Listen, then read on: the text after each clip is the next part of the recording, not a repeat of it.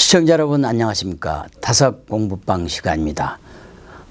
2021년 상반기 동안 여러분과 함께한 다섯 공부방은 많은 호응을 받아서 이제 책으로 나왔습니다.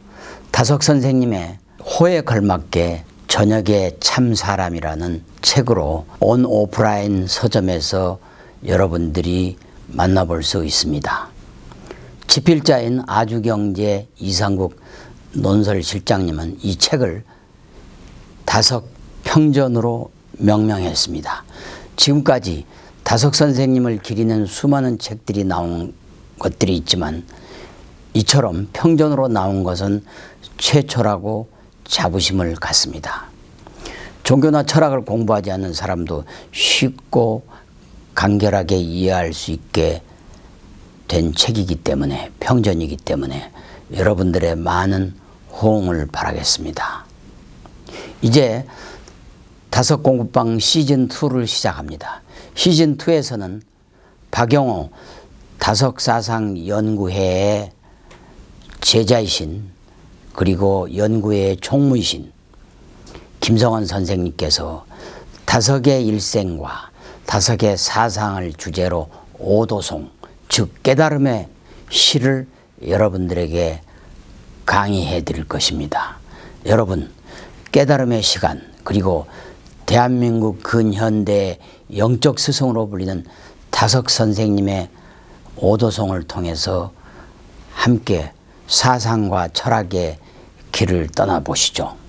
여러분이 아시다시피 다섯 선생님은 2008년 동양에서 최초로 서울에서 열린 세계 철학자 대회에서 전 세계 수많은 쟁쟁한 철학자들로부터 한국의 유일무이한 한국 사상가이자 종교가로 인증을 받은 바도 있습니다.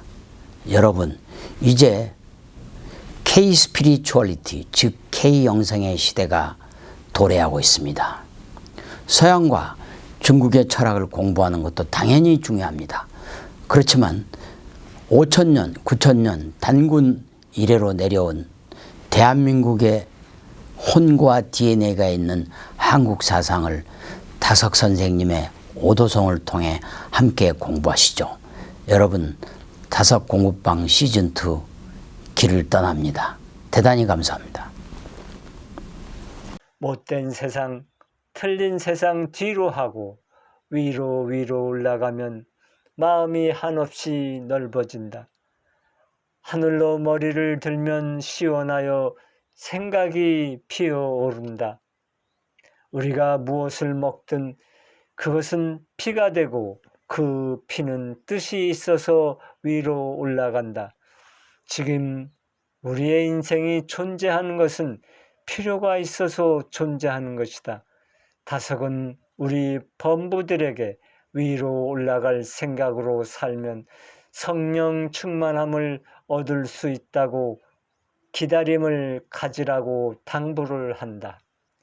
우리가 위로 올라가는 생각만으로 인생을 산다면 참으로 성령의 충만함을 얻을 수 있는 경지에까지 가지 않겠습니까? 모든 것은 하나님의 뜻에 있고 하나님이 이루고자 하는 목적이 있으니 그냥 되기를 기다리는 것이 옳습니다. 우리가 할 일은 기다리는 그것뿐이고 나머지는 하나님의 일입니다. 우리는 깨닫고 이겨나가는 일에 힘차면 힘찰수록 비록 몸은 혈육으로 태어났으나 어른 성령의 힘을 입는 것이 됩니다. 그것이 꼭 예수의 이름으로만 나타나는 것은 아닙니다. 다섯 강의. 다섯은 참이라는 것, 진리라는 것은 돌아가는 것인데 우리의 처지는 돌아가는 것이 아니라 올라가는 것이라고 말한다. 지금 우리가 자꾸 애써서 일깨워서 할 것은 올라가고 올라가는 일이다. 나 무던히 올라왔지? 아니, 더 올라가고 올라가는 그것도 하나님의 아들 되는 지경까지 올라가야 된다. 우로 올라가. 그런데 어떻게 올라가야 되는가? 진리의 줄인 오를 잡고 오르고 올라야 한다. 오에 대한 다섯의 깊은 철학적 사유를 살펴보자. 모든 진리, 모든 이치를 우리말로 하자면 오울입니다. 이 세상은 오를 바르게 해야만 삽니다. 오를 바르게 하지 못하면, 올바로 못하면 살 수가 없어요. 아무리 작은 것이라도 올바로 안 하면 안 됩니다. 오를 가지고 그저 올바로 해야 합니다. 진리를 찾아서 진리를 가지고 나가야 됩니다. 한나신 아들 예수. 다섯은 오를 바르게 한다는 것은 옳게 하는 것이 되고 또 올라가는 것이 옳게 하는 것인데 그게 모두 다 올로 되는 것이라고 말한다. 올라가는 것, 그게 옳게 하는 것이다. 진리를 깨닫는다는 것은 오를 깨닫는 것이다. 올라가 찬송가를 제일 좋아했던 다섯은 영원히 그치지 말고 올라가를 노래한다. 원자탄 발명으로 세계적인 과학자가 된 아인슈타인이 아이러니하게도 원자탄으로 인해 참의 글을 남겼다. 원자탄 발명이 아닌 참 진리에 대한 경험을 했어야 했는데 만일 또 한 번의 삶이 주어진다면 나는 물리학자가 아닌 막노동꾼이 되고 싶소. 나 자신을 탐구할 시간을 갖고 싶기 때문이요. 나는 이미 한 번의 인생을 낭비했소. 그 결과가 무엇이오? 히로시마와 나가사키가 그 결과요. 나는 물질의 근본인 원자 에너지를 발견하는 데 평생을 바쳐왔고 히로시마와 나가사키에 대해 죄책감을 느끼고 있어. 나 때문에 수많은 사람이 죽었어. 만일 원자 에너지를 발견하는 데 쏟은 만큼의 열정을 나 자신을 발견하는 데 쏟았다면 아마 수많은 사람들을 성숙하게 하고 아름다운 경험, 아마 그건 긍극적 진리에 대한 경험이겠지요.를 하도록 도움을 줄 수 있었을 것이요. 참된 마음, 참이 가득한 마음이란 진리로 충만한 마음, 성령으로 가득 찬 마음, 불성으로 가득한 마음이다. 옛말에 지성이면 감천이란 말이 있다. 성에 다다르면 하늘이 감동한다. 우리가 참에 다다르면 하늘과 통하게 된다. 새롭게 나오는 것이 참이다. 참이 없으면 다 없다고 하는 다섯의 참에 대한 말이 대단히 감동적이다. 성이라는 말은 참입니다. 참은 물건의 시작과 끝입니다. 참이 없으면 다 없습니다. 물건은 거짓으로 있는 것 같으나 그 물건에 참뜻이 있으면 참이 됩니다. 참이라는 것은 도무지 없는 물건에는 없습니다. 3천만 명의 사람이 거짓말을 하면 한 사람도 없는 것입니다. 참이 성이므로 없어서는 안 됩니다. 참을 나타내면 참뜻의 값진 물건이 나옵니다. 값진 물건에서 참이 돌아가 숨어버리면 값진 것이 안 됩니다. 참이 들어가고 나오고 할 때 그 물건이 살고 죽는 가치를 나타내는 이것을 신이라고 할 수 있습니다. 그래서 신이 돌아간 것입니다. 참인 신이 돌아간 것을 귀신이라고 합니다. 그와 반대로 참이 들어오면 신이라고 합니다. 즉 어떠한 기운이 나타나서 우리들 앞에 나오는 것을 신이 그렇게 보이는 것이라고 하여 신이라고 합니다.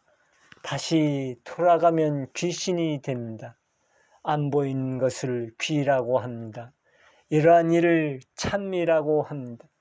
만물에 들어가 있는 것이 자기를 주장합니다.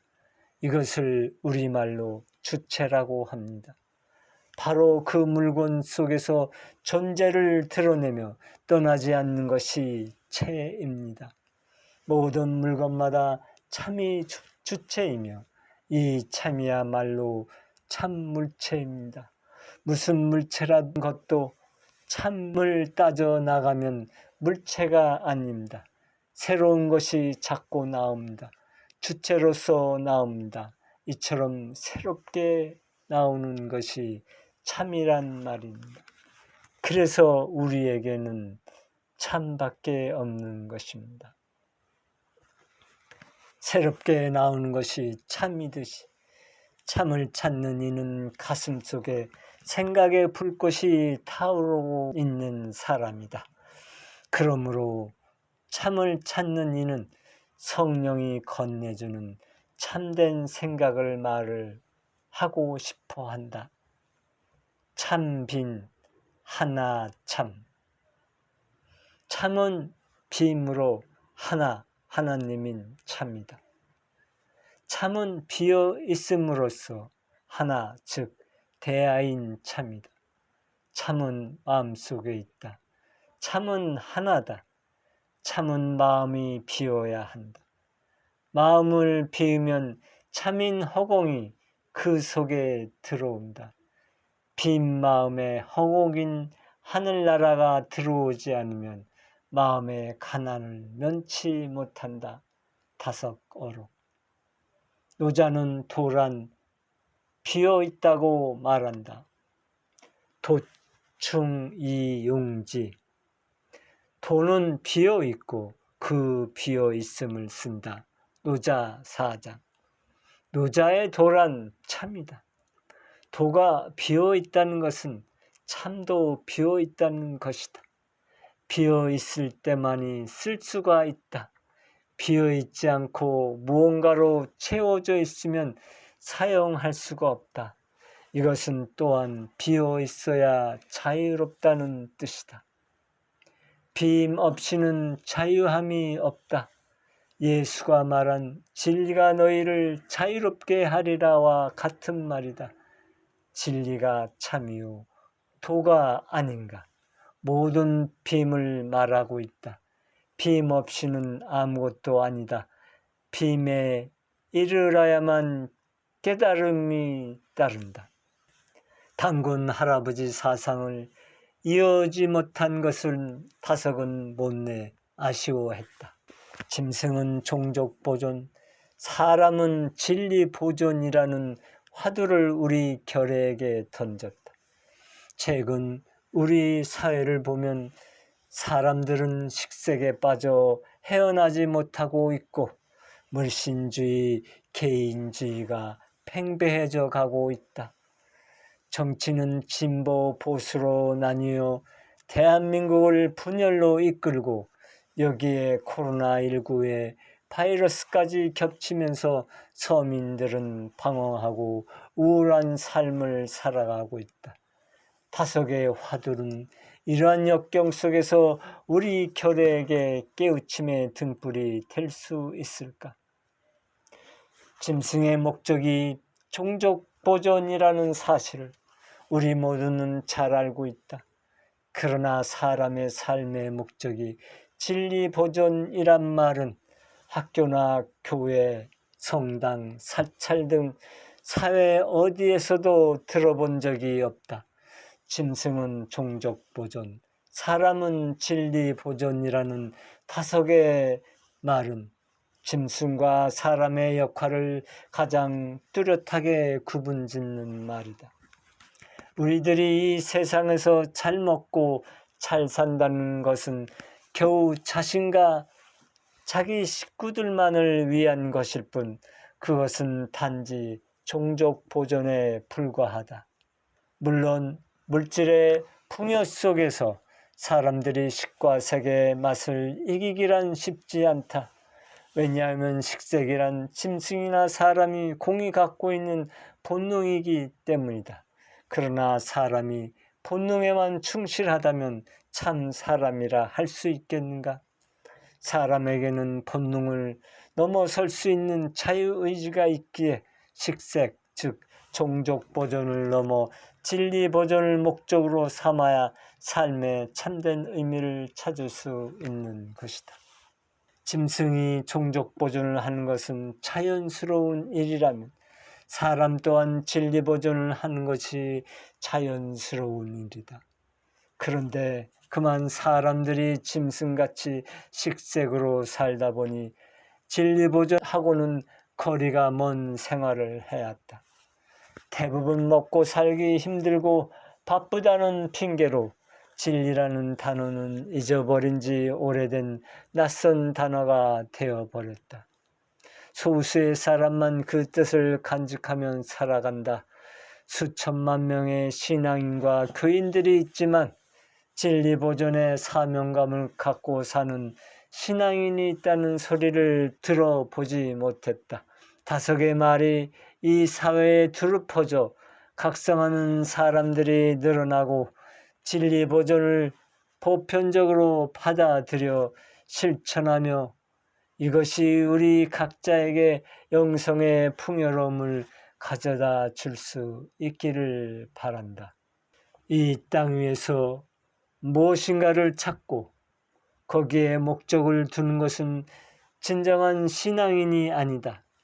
참 신앙인은 하늘에 목적을 두는 사람이다. 하늘에 삶의 참뜻이 있다는 말을 들어본 적이 있는가?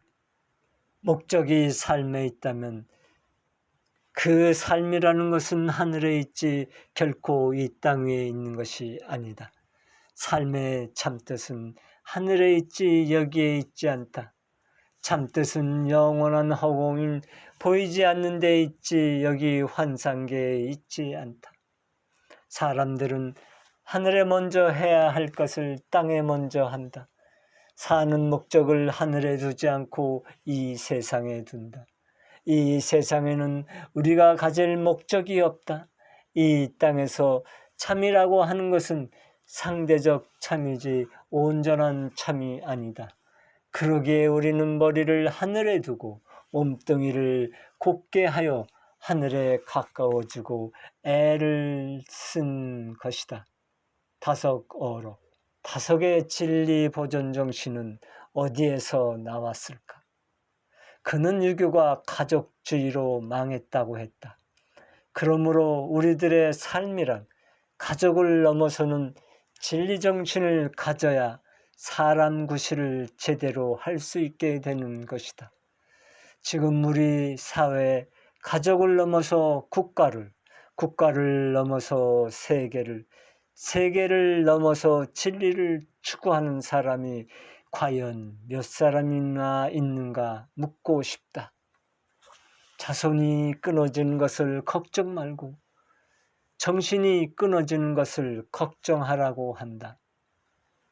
다석이 정신에 대한 철학적 사유가 깊은 것은 그만큼 보이지 않는 님을 향한 끊임없는 사랑의 결과가 아닌가 생각된다.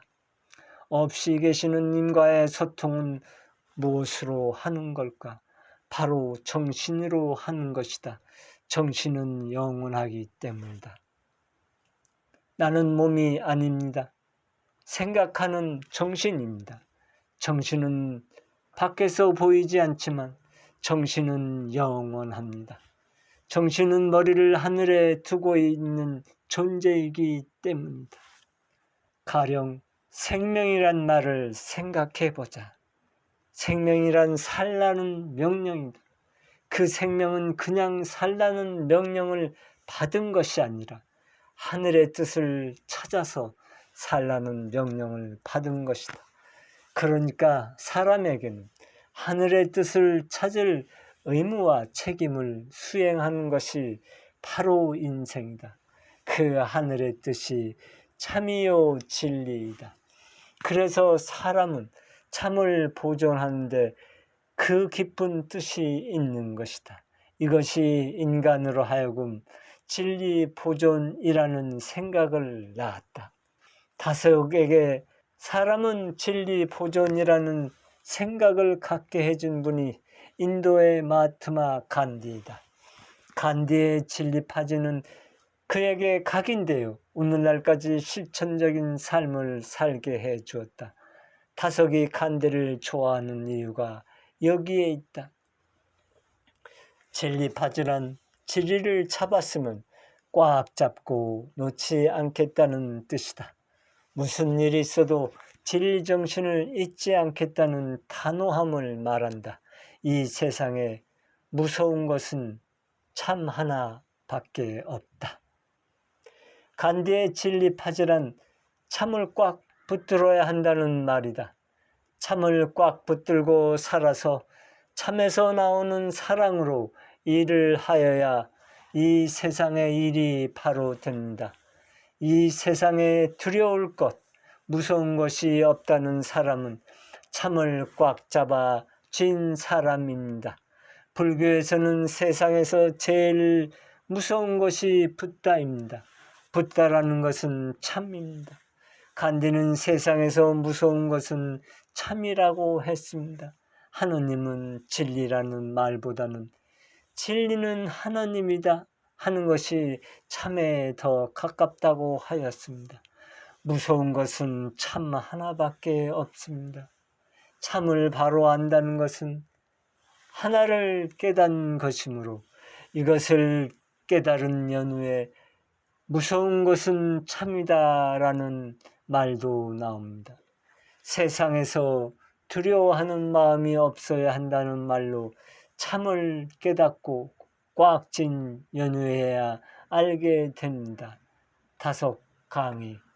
돈과 재물을 꽉 쥐고 있는 사람은 많은데 참을 꽉 붙잡고 있는 사람은 도대체 몇 사람이나 될까? 또한 돈과 재물은 잃어버리지 않으려고 얼마나 신경을 쓰며 간수를 잘하고 있는가? 반면에 참이란 잡을 줄도 모르고 간수할 줄도 모르고 산다. 우리 자신을 성찰하게 해주는 진지한 물음이다. 간디가 세상에 다녀간 뒤로는 참을 꼭 잡아야 한다는 진리 파지가 더욱 확실하게 되었다. 내가 죽으면 죽었지 참을 놓을 수 없다고 하고 꽉 붙잡는 사람들이 얼마나 되는지 모르겠다. 재물을 꽉 쥐고 있는 사람은 많은데 여기에 비해 참을 꽉 붙잡고 있는 사람은 도대체 얼마나 될까? 다섯 어록. 이렇듯 간디의 진리파지 정신을 우리 모두가 받들어 삶의 근간이 되도록 힘써야 하겠다. 진리파지를 다석은 새롭게 해석했다.